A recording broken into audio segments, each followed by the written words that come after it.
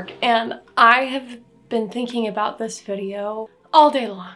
So I'm really excited to finally film it and talk to you guys about what's on my wish list for 2024 and about my goals for this next year. Actually, but first I need to show you something that I'm tickled by. So don't mind the fact that the bed is somewhat bare, but ta-da! Do you see these curtains? And over here, oh my gosh, you guys, I am so happy. You have no idea. The blinds were broken on this window in particular, and the blinds also did not really work on this window. And so I went ahead and we just replaced the blinds, and I had a vision to add curtains, and I am so happy with how they look.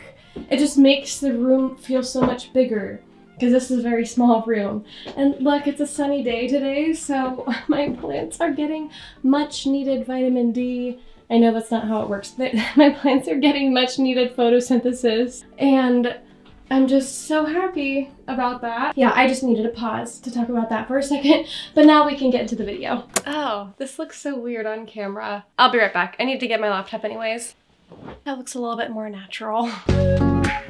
In the past, when I've made wish list videos, they have been extremely long. Like in 2022, I made like a 22 houseplants I want to get in 2022. It was like a 40-minute video. And last year, I feel like my wish list was a bit more abridged, but like I still had a fair amount of plants on there. So this year, I want to be more selective. I think that there are a lot of plants that I would love to get or I would enjoy. I think that I have technically more space for plants, especially if I were to create more dedicated plant spaces in my home. But I do want to be really careful and intentional this year. There's like an endless, like there's a long list of plants that I really want to get. But then this, I think, is my curated list of, hey, these are some high quality plant specimens that I really would love to specifically try. And I really would love to specifically add to my collection because, you know, without them, there's like something missing, you know? So the first plant on my wish list should be a surprise to no one. And it has been like my #1 wish list plant for a while now, and that's the Hoya undulata. I still want this plant. I'm not going to talk about it a ton because I've talked about it a lot on this channel already, but just the leaves are trashy and I love it.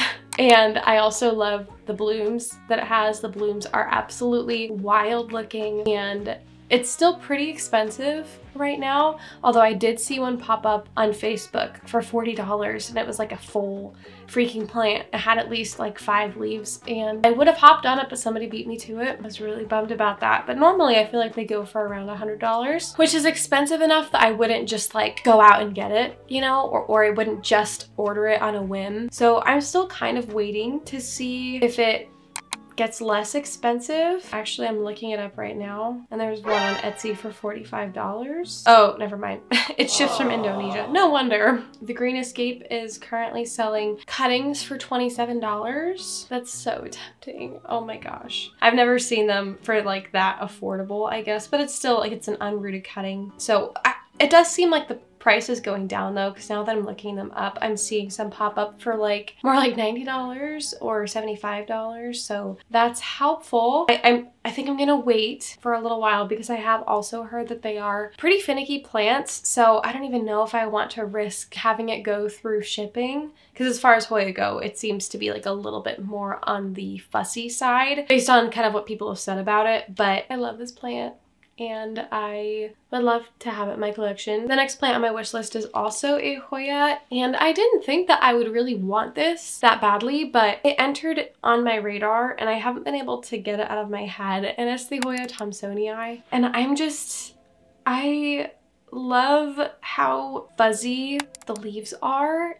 I mean, any sort of plant that's fuzzy immediately kind of gets my attention because I just really like different textures and leaves, and kind of having a variety of textures in my plant collection. I find that to be really appealing. But also specifically having a Hoya that has fuzzy leaves. Like my Hoya villosa, the undersides of the leaves are a little bit fuzzy, but it seems like the Thomsonii is a lot more fuzzy. than the Velosa. Like it's all over those leaves. And so I don't know, that just excites me. And also the prospect, I mean, I think that there's two different kinds. There's the pink blooms one and there's like the white bloom one, I believe. And of course I would want the pink blooms because they're just freaking adorable. So yeah, the Hoya Thomsonia, but specifically the one with the pink blooms, if I'm able to find that, I think would be wonderful because again, I think it's really, really cute. And that would be kind of a way to round out my Hoya collection in a lot of ways because, you know, I'm really actually quite happy with where my Hoya collection is at the moment. There are just like a few categories of Hoya that I would still love to get.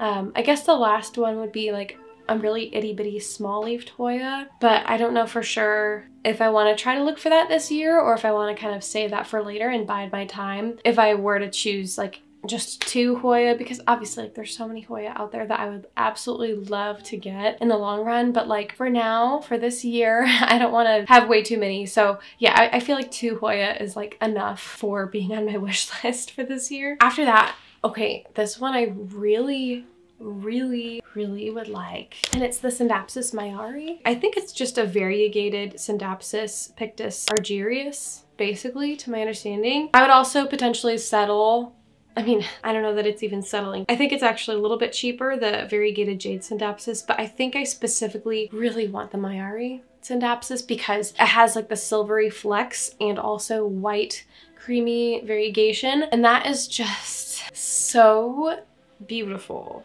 I love Scindapsus in general, but like a variegated Scindapsus that's like white variegation, not just like the silver speckling that they always have. When I first saw this, my mind was absolutely blown.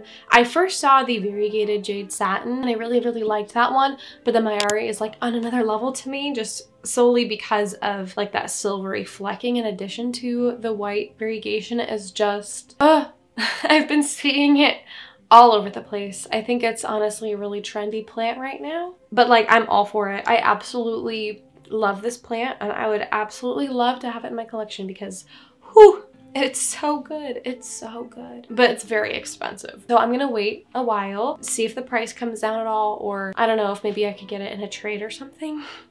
There's probably a slim chance of that. But it's been around for at least a year, I feel like. I started seeing it pop up. But the price has been coming down, I've noticed. You can get like a cutting for like $90, it looks like a rooted cutting. But yeah, I'm absolutely head over heels for this plant. And I really hope I can get my hands on it this year. Realistically, will I? I don't know, because again, it's pretty expensive. If I specifically only buy a few plants this upcoming year, maybe I could kind of invest more money into like single plants rather than getting a lot for cheaper, if that makes sense. The next one on my list is the monkey tail cactus. I believe that this has been on my wish list like for 2 years in a row now, so it's still there. And I think I don't see this one pop up all that often. I mean, I know I could definitely, let me look on Etsy. I could definitely order like a 4-inch monkey tail cactus today that's tiny, or like only one small tail for like maybe 20 bucks. I mean, the really nice and big ones are more expensive. They look more affordable now than they ever have been. So it's definitely a strong chance that I could get one. I would just want to make sure I have a good place in my home for it because being a cactus, like it would require a lot of light. Although I have been looking into overwintering cactus and that sort of thing. So if I can have it outside for the vast majority of the time, and then overwinter it in the basement during the winter so I don't really have to like find a good spot for it with grow lights or anything like that. I don't know, maybe that would be the move. But let me know if you have any sort of experience with monkey tail cactus or cactus in general, with overwintering them, like what you do with your cactus over the winter, because, you know, I have a couple of cacti in my collection, but I really don't have a whole lot of experience with them. So yeah, if there are any cactus experts out there, please do let me know what your thoughts are on the matter, because that would be super helpful. I mean, I love doing my own research, but I also love hearing the experiences of other people, because sometimes you find a lot of contradictory information on the internet and it could be really overwhelming trying to sort through those and figure out like who's right and who's wrong. But yeah, I've had it on my wish list for 2 years in a row. I just really like this plant. I'm very interested in it and the prices come down a lot, so I'm excited. I think I might actually get it this year. I kind of want to look into getting succulents again because they were kind of my first love with houseplants. Like they were the first thing I was super interested in. And then once I got into tropicals, I kind of left succulents behind because I was like, growing succulents in the Midwest, not really about that. But now I'm thinking to myself, okay, well, what if I set up a specific spot for my succulents with grow lights that were like intense grow lights and like really had a dedicated place for them? I think I would be really happy with that. So I don't know, I might vaguely be looking into bolstering my succulent collection. It's practically non-existent at this point. I've got like jungle cactus, I've got some cactus, and like a handful of succulents. Honestly, I think the most notable succulent that I have right now is the Huernia zebrina. I don't know. That's just sort of in the back of my mind. I don't have any specific succulents that I really want yet.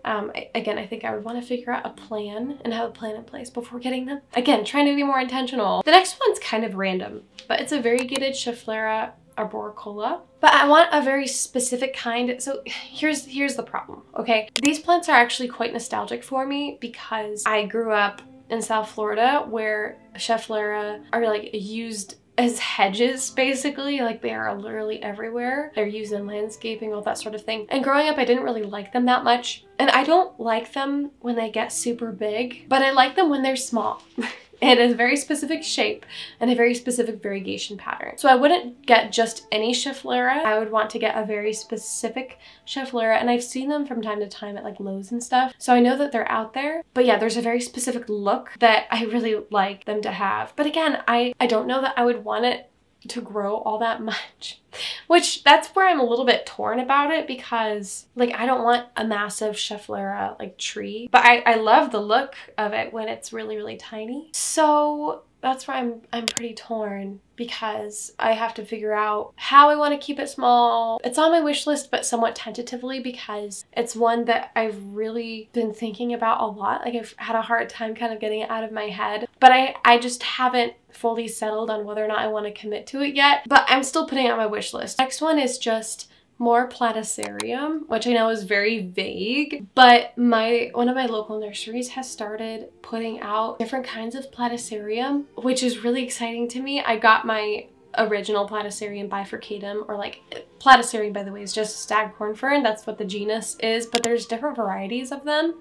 So yeah, I'm honestly open to a variety of platycerium. Honestly, I'd kind of just want to get like maybe 1 or 2 more to kind of round out my collection. So that's really it because I love the one that I have. It's been going decently well, and I would mount them and hang them up, honestly, potentially in this room, like on this wall. Up here, I know you can't really see it, but this wall like doesn't have anything on it. And so I feel like it could be really cute to just put a couple of staghorn ferns there mounted. Specifically, my local nursery got a Platycerium elephantis, and they have plans to potentially branch out and get more Platycerium and different kinds of Platycerium. So yes, I definitely just want to try that. I think that they're so cool, and they're like the one kind of fern that I can actually grow, it seems like. Yeah, other ferns just don't do that well in my home unless they're like in a terrarium. The next general category is honestly like I'm open to getting a lot of different anthurium. I think, I don't know, I don't want to just get tons and tons of anthurium necessarily, just because I am a little bit limited on the care requirements and space necessary for them, because, you know, I do want to provide higher humidity, and I know that you can grow them in ambient humidity, especially if you acclimate them to that, but like the notion still makes me like a little bit nervous. It's slightly outside of my comfort zone, so, you know, I don't think I want to get loads and loads of anthurium. But there's like a handful that, like, if I were to get any one of those anthurium this year, I would pass away. Like I would perish. A lot of those honestly are just anthurium from Cartel Dawn. Like I know I'm pretty sure you can get some of them elsewhere, but specifically Cartel Dawn has just done such a good job of delivering such high quality anthurium specimens that have me just on my knees weeping. Like they're so good. So specifically some of those would be like the anthurium forgetty eye red spider, which I talked about around the Halloween time. Another one would be like the anthurium king of spades, which again, like that leaf is so round and the coloration is just immaculate. It is also very different from like other Anthurium in my collection. That would be the other thing, is that like I don't want to get another Anthurium that looks identical to the Anthurium that I already have. Those ones specifically look really different. I also would be very open to like an Anthurium papillanimum. I think they have like a Ralph Linum cross with Fort Sherman. It's like a type of papillanimum. That one is super unique looking and gorgeous. But aside from that, other types of Anthurium that I really enjoy. Honestly, like I've talked about this before on my channel, but I really love the idea of just getting Anthurium seedlings from other people's collections. Like it's so fun to think about getting little pieces of other people's collections in my own collection. Like that's just so sentimental. Actually, do comment down below if you have any specific wish list plants this year, or if you feel like you're totally good and content as far as your plant collection goes. So the other thing that I wanted to talk about in this video is just a few goals that I have for this upcoming year. I guess it's kind of self-evident as to why setting goals is good, so I'm not gonna explain why. The first thing I want to talk about is just, I've been talking about this a bit, but just generally curating my collection of houseplants. I want to lean into that a lot more and really identify which plants I want to say bye-bye to, but also curating by way of really growing that plant in the way that I want to grow it and identifying like the way to make it flourish the best. So in a sense, yes, I want to curate my collection by getting rid of plants that I just don't really want to grow anymore, but also curating my collection aesthetically. And by that, I mostly mean, honestly, like rather than investing in more plants, really taking the time to invest in really nice pots and really nice ways to uniquely display my plants. I mainly have, like,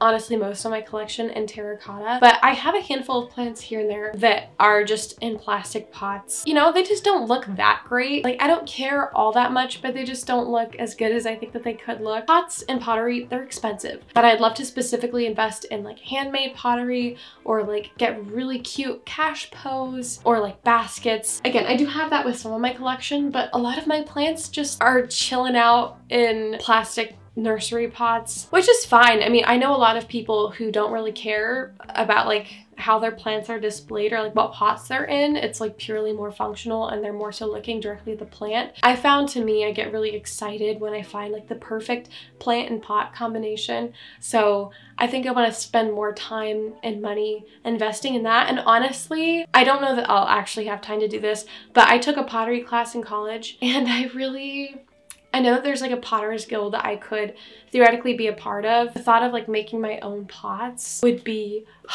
that makes me really excited. So I don't know if that will happen this year, because realistically, am I gonna have the time to do that? I don't know. Another thing is there are a few plant spaces that I specifically want to create. So one I've already talked about is just like, I want to make a space probably in my bedroom that will be like a really specifically designed for plants to grow vertically, like on moss poles. And I say on my bedroom because that's a space where like my kids don't normally like regularly access. I feel like more comfortable with having moss poles there. Another option could potentially be in this room, but right now I normally have the playpen here, which is not ideal. But yeah, I have to like rearrange some things in my space and figure some stuff out. But like, yeah, I just want to figure out a way to grow my plants up moss poles. Right now, a lot of them fit in the greenhouse cabinet or like here, but like I don't have a good spot long term for like when those plants start getting really tall. So like that's just one example. And then yeah, I guess another planty space I already kind of talked about would be like creating a little space for succulents potentially. And then like more specifically for like on a personal note, I have never been like that great at fertilizing my plants consistently. So it is my goal. I am going to fertilize my plants on the 1st of every month. Or like maybe the first week of every month is a more realistic goal. I want to fertilize all of my plants using like my Tank's Green Stuff organic fertilizer, like fertilize them all, and within that first week of each month.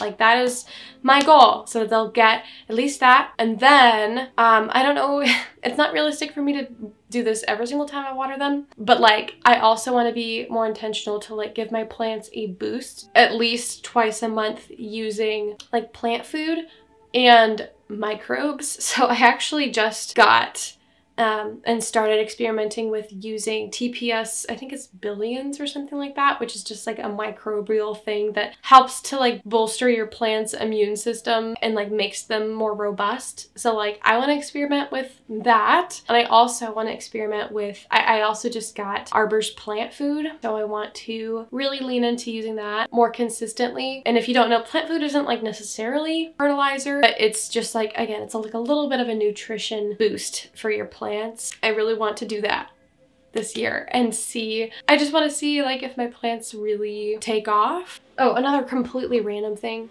I want to find a good place to hang up these and put plants in them because I think that they're really cute. I just need to figure out where I want to put them.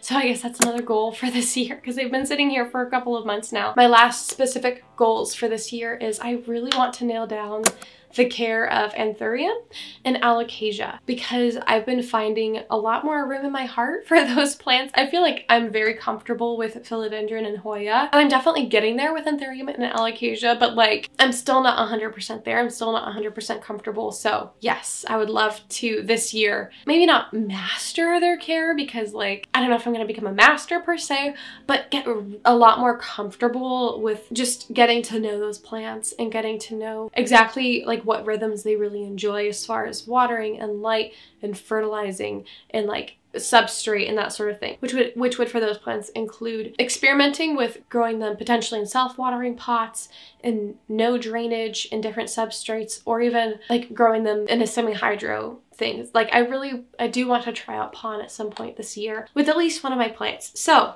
those are my goals. I feel like they're a little bit convoluted, but hopefully that makes sense. Well, that's gonna be it for this video. I hope that you enjoyed it and maybe gathered some ideas for your own wish list or your own planty goals. If you like this video, please feel free to leave a like, comment, subscribe. All those things are super helpful for my channel, and I hope that you have a wonderful and blessed day. Bye-bye!